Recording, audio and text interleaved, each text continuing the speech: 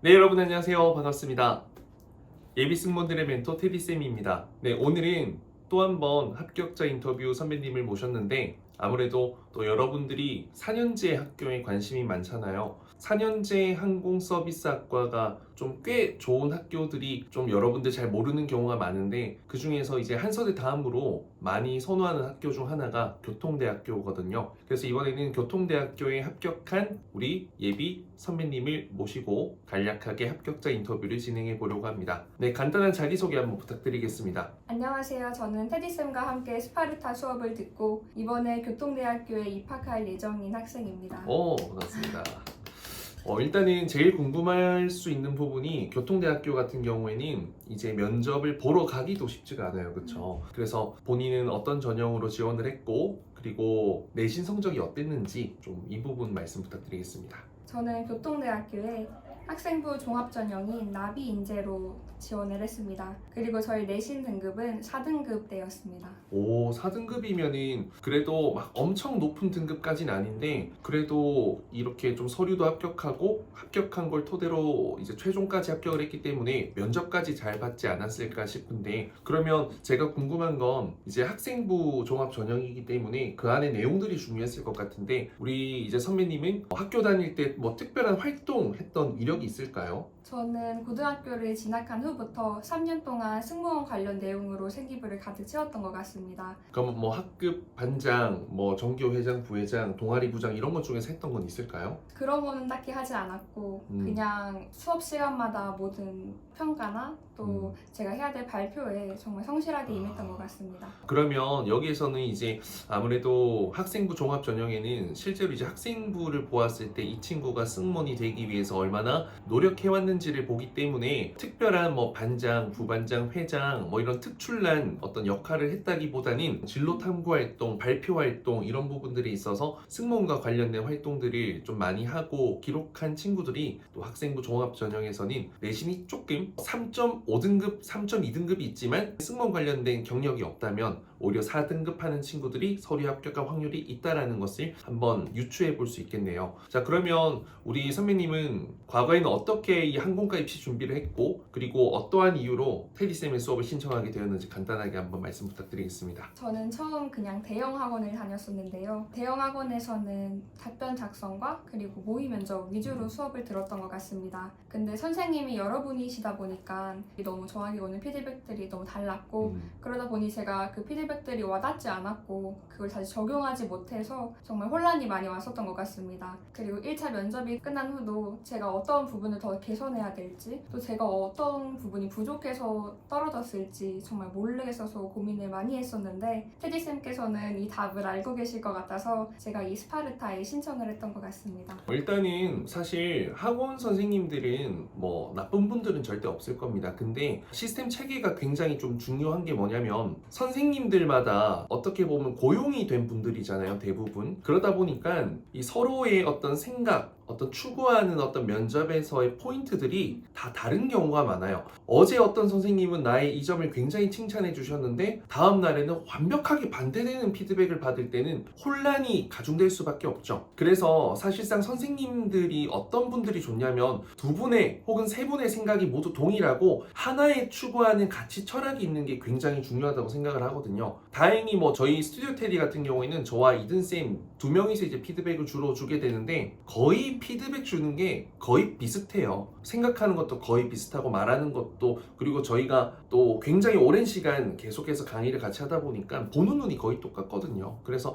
좀 일관된 피드백을 받아야 좀 빠른 확신을 갖고 성장을 할 수 있다는 점을 말씀드리고 싶습니다. 그러면 이제 그래도 우리가 초초 스파르타로 인연이 되어가지고 열심히 수업을 들었는데 개인적으로 가장 집중했던 것은 무엇이고 또 수업에서 가장 도움됐던 것은 무엇이었는지 하나씩 좀 말씀 부탁드리겠습니다. 저는 표현력이 가장 도움이 됐던 것 같습니다. 처음에는 표현력이 얼마나 중요한 부분인가를 잘 몰랐었는데 연습을 하다 보니까 그 표현력을 사용했을 때 답변이 훨씬 더 생생하고 풍부하게 느껴진다는 것을 알게 됐습니다. 그래서 저는 선생님이 주신 대본뿐만 아니라 저의 답변 대본도 프린트를 해서 다 볼펜으로 제가 강조해야 할 부분을 체크한 다음에 암기를 했던 것 같습니다. 지금도 이게 다 표현력이거든요. 그러니까 지금 뭐 대본을 보고 잃는 것도 아니에요. 모자이크 돼서 모르시겠지만 굉장히 전달하는 게 굉장히 좋다라는 생각이 드네요. 우리 지금 키가 어떻게 되죠? 저 164 정도 되는 것 같습니다. 164. 키가 조금 더 컸다면 진짜 그쵸?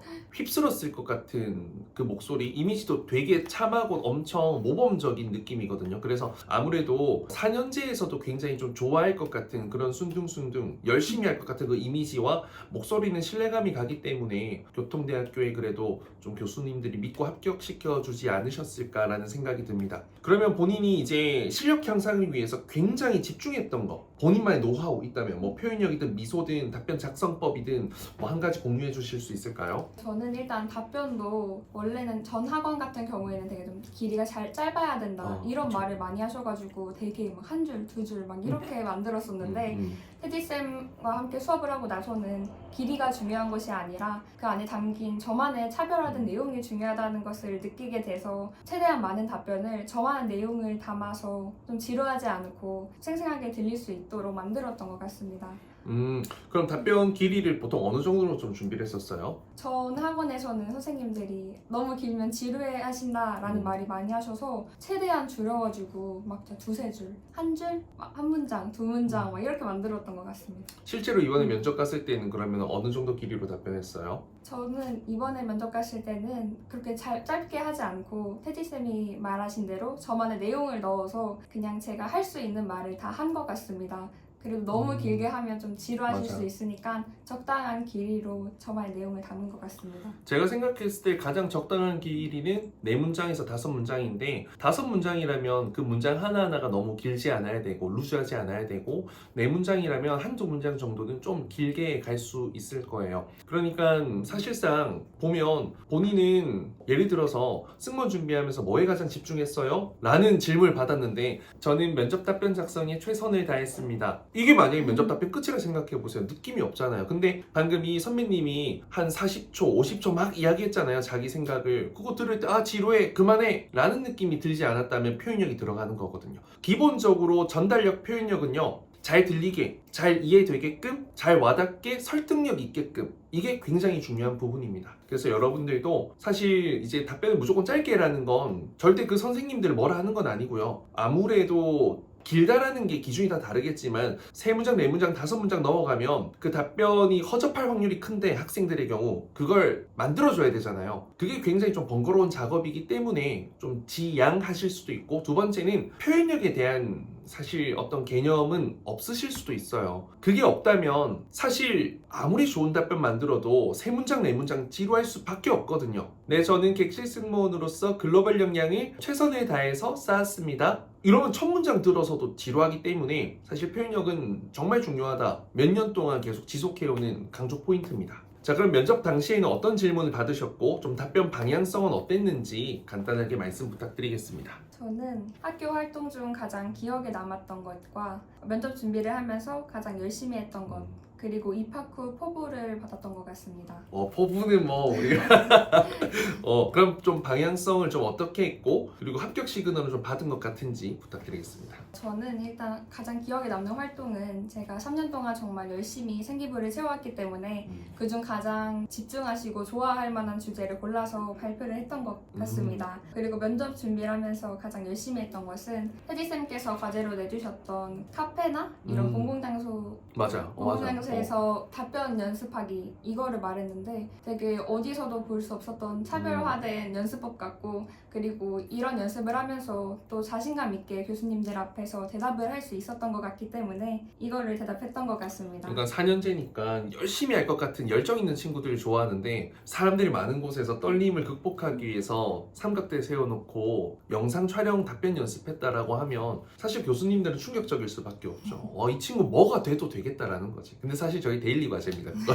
그리고 저는 합격 시그널을 받았습니다. 오. 첫 번째 질문에서 제 앞에 계신 교수님께서 저에게만 꼬리 질문을 한 3번 정도 해주셔서 제가 첫 번째 질문에 대한 답변뿐 아니라 다른 제가 했던 활동까지도 말할 수 있는 기회를 받았었습니다. 그러니까 확실히 이제 꼬리 질문인 항공과에서는 조금 그린라이트로 넘어가는 경우가 되게 많은 것 같아요. 그러니까 보통 표정으로 어떤 고개 끄덕임으로 눈빛으로 그린라이트를 주기도 하지만 뭔가 이 친구에 대해서 더 궁금해하는 거. 그러니까 물론 딴지를 걸면 계속 캐물어 보는 거는 안 돼요. 그거는 레드라이트인데 이런 건 어땠어요? 뭐 이러이러한 건 어떻게 생각해요? 라는 여러분들의 목소리를 더 듣고 싶어 하시는 건 그린라이트다라는 것을 좀 인지하시면 도움되지 않을까 싶습니다. 자, 그러면 되돌아보면 가장 잘한 것은 뭐라고 생각해요? 지금 뭐 긴 시간 동안 준비했는데.